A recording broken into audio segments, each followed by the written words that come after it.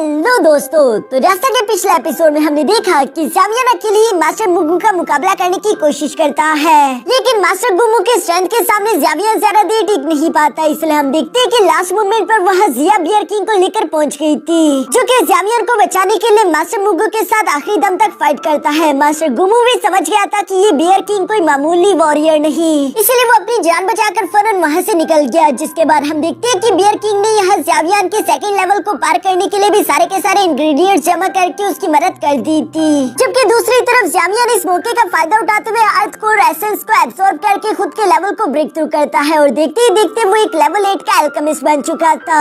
जिसके बाद ज़ावियन जिया और बियर किंग को लेकर यहाँ पोर्टल के क्लोज होने से पहले लास्ट मोमेंट पर ही सही लेकिन पिल टावर वापस आ जाता है।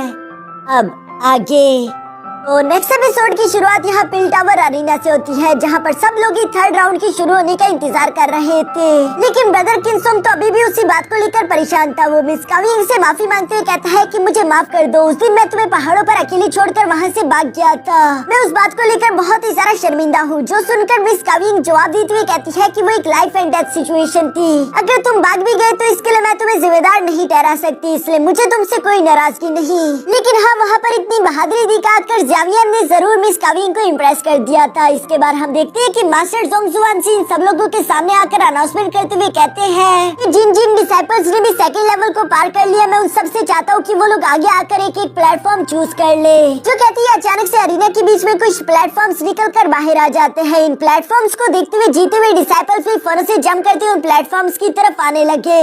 ये सारे डिसाइपल्स को प्लेटफॉर्म की तरफ बढ़ता हुआ देखकर लोग आपस में बातें करते हुए कह रहे थे कि अब कंपटीशन का मजा आएगा, लेकिन सोचने वाली बात यह है कि आखिर इस कंपटीशन को जीतेगा कौन। मुझे तो लगता है कि जरूर 5 मेजर फैमिलीज में से कोई होगा जो कि इस कंपटीशन का विनर हो। यहाँ डेंसवान ने जब अपने लिए एक प्लेटफॉर्म चूज कर लिया था, तो वो डेंचन को भी इशारा करते हुए एक प्लेटफॉर्म पर आने के लिए बोलता है, जो सुनकर डेंचन भी शांति के साथ जंप करते हुए फौरन से एक प्लेटफॉर्म की तरफ जाने लगी। यहाँ डेंचन को देखकर बाकी के सब लोगों ने अब उसी के बारे में बात करना शुरू कर दिया। वो लोग आपस में बातें करते हुए कहते हैं कि डैन फैमिली की ये लड़की काफी सारा खास है। ये बेशक लोगों की नजरों में नहीं आना चाहती, लेकिन मैंने सुना कि ये ऑलरेडी स्पिरिचुअल रेल में इंटर हो गई, जबकि साथ ही साथ इसके पास ये खासियत है कि ये किसी की भी सोल पावर उसकी बॉडी से खींच सकती है। यहाँ जब ये लोग इसी तरह की बातें कर रहे थे, तभी अचानक वहाँ पर मौजूद एक लड़का कहता है कि नहीं, ये लड़की मिस काविंग के सामने कुछ भी नहीं। वो लगातार पिछले कुछ सालों से अपना जलवा दिखाती आ रही है और इस बार भी मुझे पूरा यकीन है कि वही इस कंपटीशन को जीतेगी। यहाँ जब वो आदमी ये सब कह रहा था, तो दूसरी तरफ हम देखते हैं कि मिस काविंग भी तेजी के साथ जंप करते हुए एक प्लेटफॉर्म पर आकर रुक गई और हमें देखने को मिलता है कि मिस काविंग के तो सच में वहाँ पर काफी ज्यादा फैंस थे। लेकिन तभी अचानक एक लड़का यहाँ पर इन सब लोगों से कहता है कि तुम्हें ज़ावियन को अंडर एस्टिमेट नहीं करना चाहिए। वो इस साल का चमकता हुआ सितारा है। उसने 5 मेजर फैमिलीज असेसमेंट प्रोग्राम के दौरान कई सारे न्यू रिकॉर्ड्स कायम करे और इस बार भी मुझे पूरा यकीन है कि वो इन चैंपियंस को बराबर की टक्कर देगा। दूसरी तरफ हम देखते हैं कि ज़ावियन भी बिजली की तेजी के साथ फौरन एक प्लेटफॉर्म पर आकर रुक गया।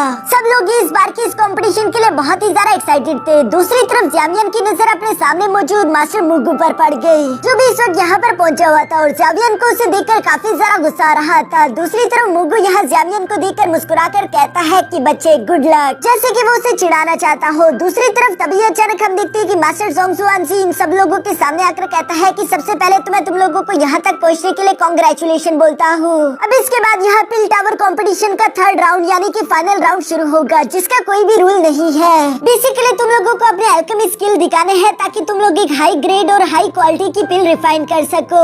इसी की बुनियाद पर हम टॉप 10 रैंकिंग करेंगे और जो भी टॉप नंबर 1 होगा वही हमारा अगला ग्लोरियस चैंपियन है। जो सुनकर तो वहाँ पर मौजूद सब लोग ही एक्साइटेड होते हुए अपने अपने दोस्तों को चीयर अप करना शुरू हो गए, जबकि साथ ही साथ मास्टर ज़ोंगजुआनसी ने भी इस थर्ड राउंड को शुरू करवा दिया। जो सुनकर वहाँ पर मौजूद सारे के सारे अल्केमिस्ट फौरन के फौरन अपने फर्नेस बाहर निकाल चुके, जबकि ज़ावियन भी बिल्कुल ऐसा ही कर रहा था। लेकिन साथ ही साथ वो अपने मन में कहता है कि बोन एंड ब्लड मेल्टिंग पिल एक 7th ग्रेड के एलेक्सर है। मुझे लगता है कि मुझे उसी पिल को रिफाइन करना चाहिए, लेकिन थोड़ा अपग्रेड करके, जिसकी वजह से मेरे मास्टर याओलाओ को और भी ज्यादा इससे फायदा होगा। और चूंकि ये पिल मेरे मास्टर की रिजरेक्शन में मदद करेगी, इसलिए मैं किसी भी हाल में कोई भी गलती नहीं कर सकता।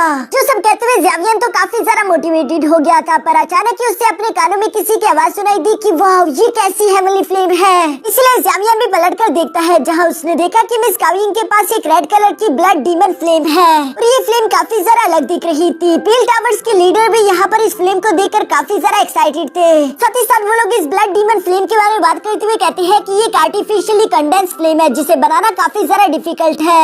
इस आर्टिफिशियल फ्लेम को कंडेंस करने के लिए हम लोगों को हजारों फायर एट्रीब्यूशन वाले मॉन्स्टर्स का ब्लड चाहिए होता है। अगर काउ फैमिली की किसी लड़की के पास ऐसी कोई फ्लेम है तो मानना पड़ेगा कि काउ फैमिली वाकई में काफी ज्यादा अमीर होगी।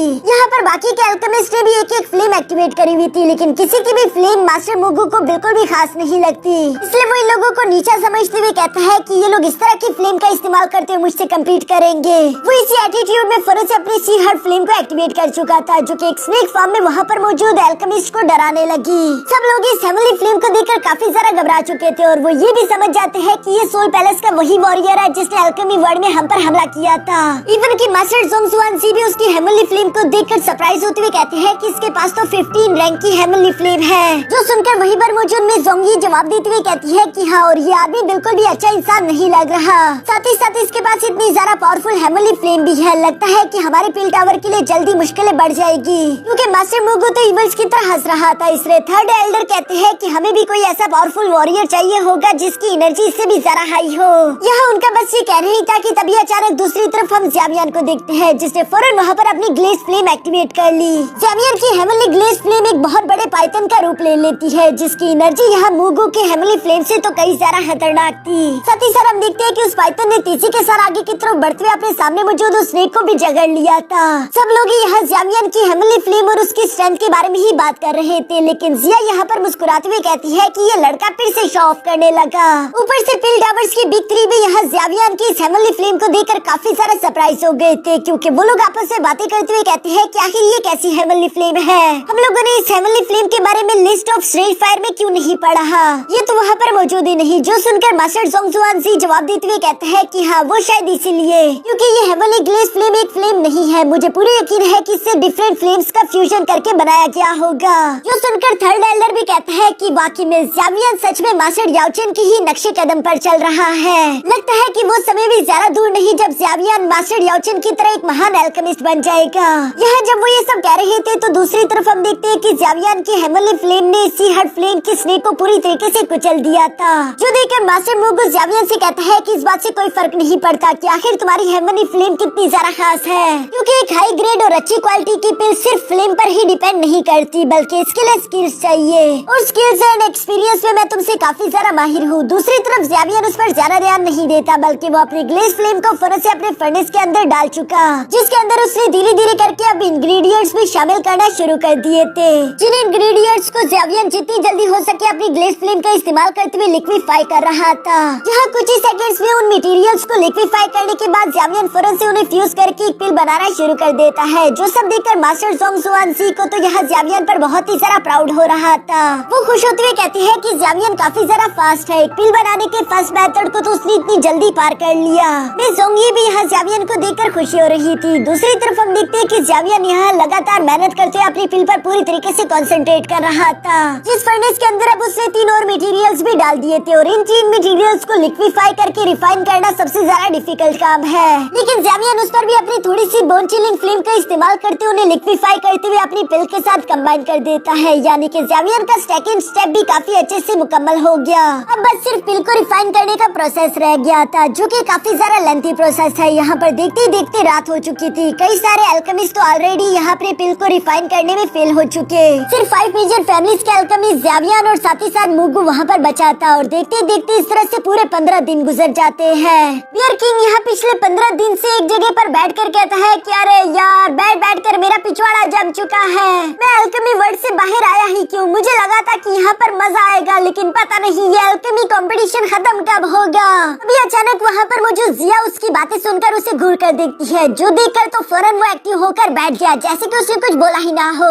दूसरी तरफ जिया को वहाँ पर कुछ डिलीशियस एलेक्सर्स की स्मेल आने शुरू हो गई, यानी कि जल्दी अब इस कंपटीशन के रिजल्ट सामने आने वाले हैं। लेकिन साथ ही साथ जिया को भूख भी लग रही थी, जिसके जिम्मेदार वो यहाँ बियर किंग को मानती है क्योंकि उसने उसे अच्छे से मेडिसिनल मटेरियल ला कर नहीं दिए। बियर किंग भी उसकी बातें सुनकर उससे काफी ज्यादा डर रहा था, लेकिन मुझे यही समझ नहीं आ रहा कि आखिर इस छोटी चुड़ैल ने इस बड़े से मॉन्स्टर के साथ किया क्या होगा, जो हमारी क्यूट सी चुड़ैल जिया से ये इतना ज्यादा डरता है।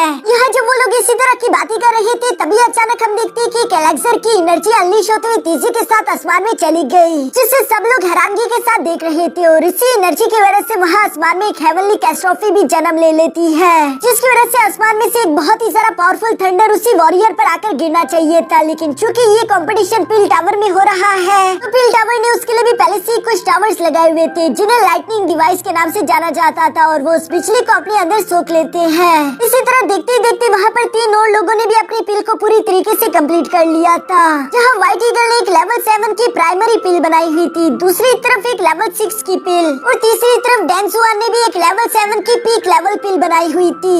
सब लोग ये इनके बारे में बात करते हुए कह रहे थे कि वाव, ये तीनों तो कमाल के हैं, इन लोगों ने इतनी हाई ग्रेड की पिल इतनी जल्दी बना ली। अब तो बस सिर्फ यही देखना है कि बाकी के लोग क्या कमाल कर दिखाते हैं। तभी अचानक हम देखते हैं कि किंग सोंग की पिल भी पूरी तरीके से कंप्लीट हो चुकी थी, जो बिल्कुल डेंसुआन की तरह ही एक लेवल 7 की पिल है, लेकिन इसकी क्वालिटी डेंसुआन की पिल से भी ज्यादा हाई थी। इसलिए किंग सोंग को तो खुद पर काफी ज्यादा प्राउड हो रहा था। पर तभी अचानक उसकी नजर वहीं पर मौजूद डैन चेन पर पड़ गई, जिसका भी पिल रिफाइनमेंट कंप्लीट हो चुका था, और पिल से निकलने वाली एनर्जी तेजी के साथ आसमान में चली गई, जिसकी वजह से आसमान में 2 तरह के कलर्स आ गए। साथ ही साथ वहाँ पर बहुत ही ज्यादा पावरफुल थंडर क्लाउड्स भी बन चुके थे, जिनमें से बिजली तेजी के साथ यहाँ डैन चेन पर गिरनी चाहिए थी, लेकिन वो लाइटनिंग टावर उसे एब्सॉर्ब कर लेते हैं। ब्रदर किंग सोंग तो ये देखकर सरप्राइज होते हुए कहता है कि ये बिल्कुल इम्पॉसिबल है, इस लड़की ने 8 ग्रेड की पिल कैसे बना ली। जबकि मास्टर जुआन जोंगजी भी ये देखकर कहते हैं कि डैन चेन तो वाकई में काफी ज्यादा टैलेंटेड लड़की है, जिसने इतनी आसानी के साथ एक 8 ग्रेड की पिल को रिफाइन कर लिया। ये पिल इतनी ज्यादा पावरफुल है कि इसने आसमान में 2 कलर के थंडर क्लाउड्स जनरेट कर दिए, जो सुनकर मैं सोंगी भी बिल्कुल यही कह रही थी कि बेशक ऐसा लगता है कि ग्रेड 7 और ग्रेड 8 की पिल बहुत ज्यादा दूर नहीं होगी, सिर्फ एक लेवल का ही डिफरेंस है। लेकिन अगर एक अल्केमिस्ट की नजरों से देखा जाए तो इन 2 पिल्स में आसमान जमीन का फर्क है। जबकि थर्ड एल्डर भी कहते हैं कि हाँ, और सबसे बड़ी खास बात यह है कि उसकी पिल ने आसमान में 2 कलर के थंडर क्लाउड्स जनरेट कर दिए। जितने ज्यादा कलर के थंडर क्लाउड्स जनरेट होंगे, उतनी ही हाई क्वालिटी होगी उस एलेक्सर और पिल की। मिस डेंचेन भी अपनी रिफाइन की हुई पिल को देखकर काफी ज्यादा खुश हो रही थी, जिसमें से काफी ज्यादा अच्छा ऑरा भी अनलीश हो रहा है। तभी अचानक वहीं पर मौजूद मिस काविंग यहाँ डेंचेन से कहती है कि तुमने पिछले कुछ सालों में काफी अच्छी प्रोग्रेस कर ली है, लेकिन फिक्र मत करो, मैं इतनी जल्दी हार नहीं मानने वाली। और ये कहते हुए वो अपने मन में कहती है कि आज मैं तुम्हें दिखा दूंगी कि पिल टावर में इतने सालों तक लगातार मेहनत करने की वजह से मैं कितनी सारा काबिल हो चुकी हूँ। और ये कहते साथ ही वो कहती है कि अराइज। उसके अराइज बोलते ही फर्नेस के अंदर से एक तेज रोशनी तेजी के साथ जाते हुए आसमान से टकरा गई, जिस रेड कलर की एनर्जी ने आसमान में 3 कलर के थंडर क्लाउड्स जनरेट कर दिए थे। सब लोग ये देखकर पागल होते हुए कह रहे थे कि वाओ, काउ फैमिली और मिस काविंग तो वाकई में कमाल की है। मिस काविंग भी अपनी तारीफें सुनकर काफी ज्यादा खुश हो रही थी। दूसरी तरफ किंगसोंग को ये जानकर काफी ज्यादा बुरा लगता है कि वो काविंग से बहुत पीछे है, जबकि यहाँ ये फैमिली का मास्टर चोंग भी बिल्कुल यही कह रहा था कि सच में काविंग अपनी रेपुटेशन को डिजर्व करती है, क्योंकि फिलहाल तो उससे कोई भी आगे नहीं निकल पाया। फिलहाल मैं यही जानना चाहता हूँ कि ज़ावियर आखिर कहाँ तक जाएगा। इस वक्त हम सबकी उम्मीदें ज़ावियर तुमसे जुड़ी हुई है। दूसरी तरफ सीन शिफ्ट होकर यहाँ ज़ावियर पर आ गया,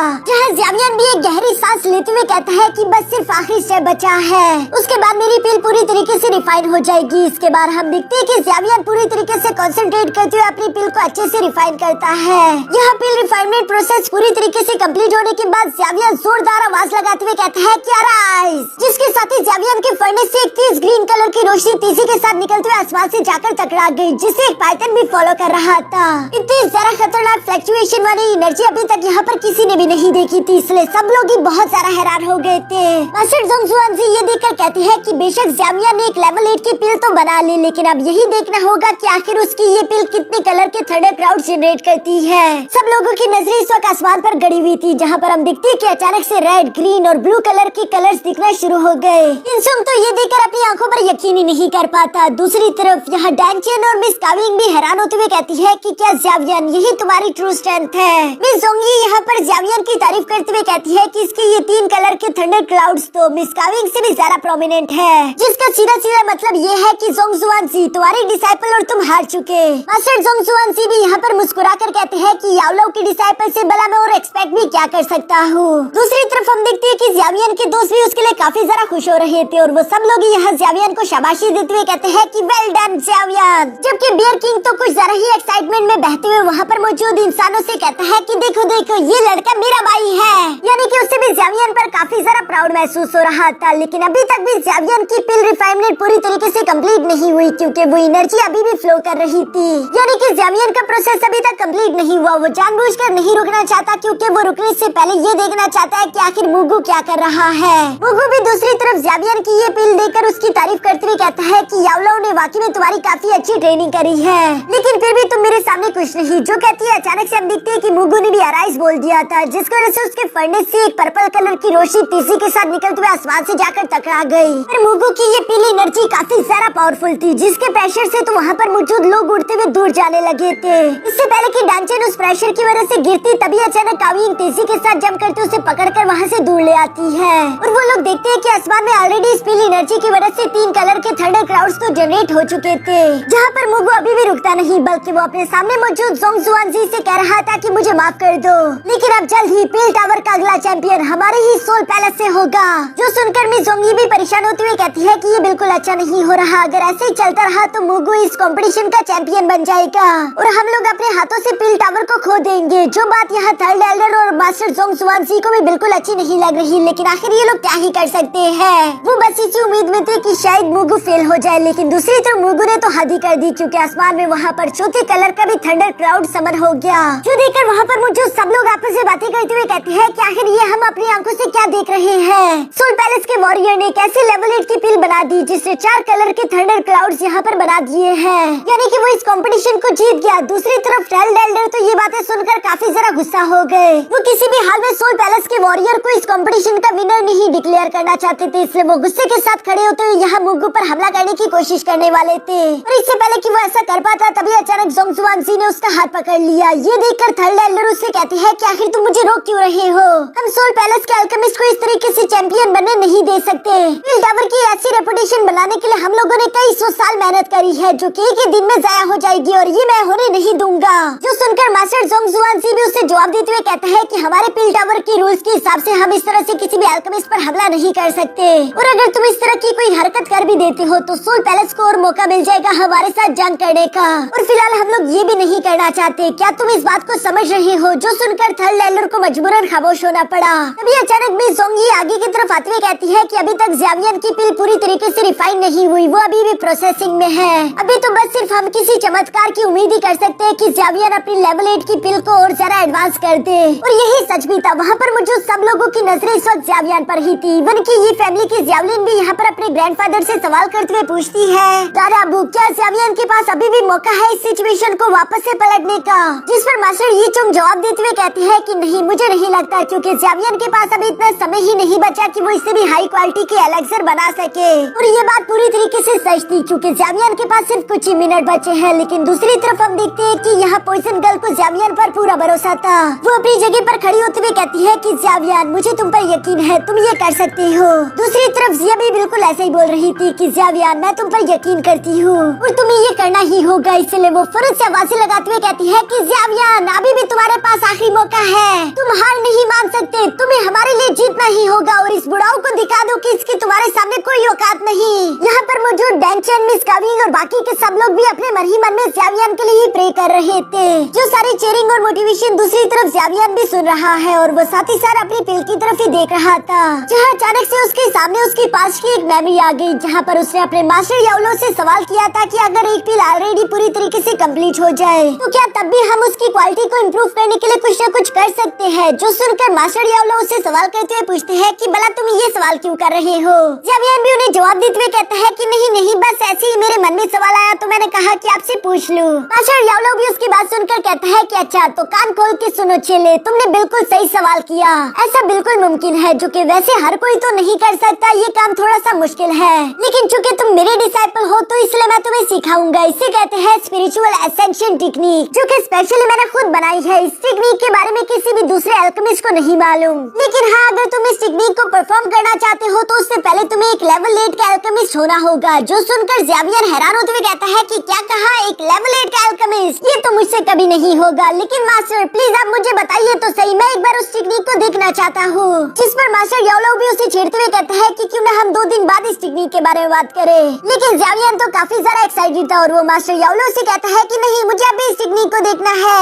ज़ावियन के मन में तो ये सारी बातें चल रही थी, लेकिन दूसरी तरफ हम देखते हैं कि मास्टर मुगो ज़ावियन से कहता है कि अरे मेरे दोस्त, तुम्हें इतना ज्यादा निराश होने की कोई जरूरत नहीं। तुम तो मेरे सामने एक मामूली सी चींटी के बराबर हो। इवन अगर तुम्हारा वो बुढ़ाऊ याओचिन भी मेरे सामने होता तो वो भी मेरे सामने ज्यादा देर टिक ना पाता, क्योंकि ऑलरेडी मैं उसे सरपास कर चुका हूँ। जो कहते ही मुगु वहाँ पर जोर जोर से हंसने लगा, पर तभी अचानक हम देखते हैं कि दूसरी तरफ ज़ावियन ने फौरन से अपनी बोन चिलिंग फ्लेम एक्टिवेट कर ली, जिसकी फ्रीजिंग ऑरा की वजह से हम देखते हैं कि वहाँ पर मौजूद हर एक चीज फ्रीज होना शुरू हो गई थी।